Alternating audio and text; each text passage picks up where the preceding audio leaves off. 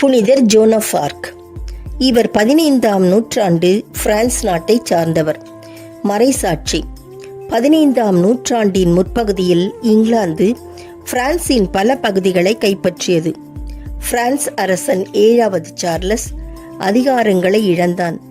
தனது தாய்நாடான பிரான்ஸ் இங்கிலாந்திடம் அடிமைப்பட்டு கிடப்பதை அறிந்து அந்நிய ஆதிக்கத்தில் இருந்து விடுவிக்க வேண்டும் என்ற விருப்பம் அவளுக்குள் தோன்றி, அவ்விருப்பம் தீவிரமானது. தாய்நாட்டை காக்கவே நீ பிறவி எடுத்திருக்கிறாய், அதற்கான முயற்சியில் உடனே ஈடுபடு என்ற பொருளில் காட்சிகளும் குரல்களும் அடிக்கடி தனக்குள் தோன்ற, இக்குறிக்கோளுக்காகவே இறைவன் தன்னை படைத்திருப்பதாக அவள் நம்பினாள். கிராமத்து பெரியவர்களின் உதவியுடன் பிரான்ஸ் அரசன் 7வது சார்லஸை சந்தித்து தென் பிரான்சில் இருந்த ஆர்லேன்ஸ் என்ற முக்கிய நகரை மீட்க பிரெஞ்சு படையை தன் தலைமையில் அனுப்புமாறு வேண்டினாள். பெரும் தயக்கத்திற்கு பின் அவளது கோரிக்கையை அரசன் ஏற்றான்.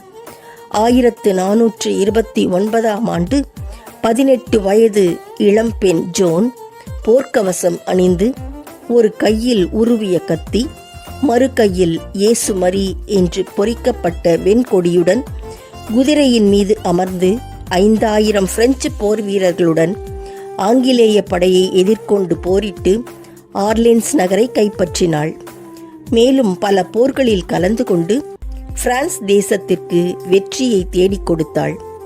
அவளது வீரம் ஆங்கிலேயர்களை பிரான்சின் வடக்கு மூலைக்கே விரட்டியடித்தது. பிரான்சின் அரசனாக 7வது சார்லஸ் முடிசூட்டிக் கொண்டதுடன் அதன் மாட்சிமை நிலைநாட்டப்பட்டது. ஆனால் விரைவிலேயே வஞ்சகத்தால் பிடிபட்டு ஆங்கிலேயர்களிடம் ஒப்படைக்கப்பட்டாள். அவர்கள் அவளுக்கு மரண தண்டனை விதித்தனர். கழுமரத்தில் கட்டப்பட்டு தீ வைத்து எரிக்கப்பட்டு ஜோன் கொல்லப்பட்டாள்.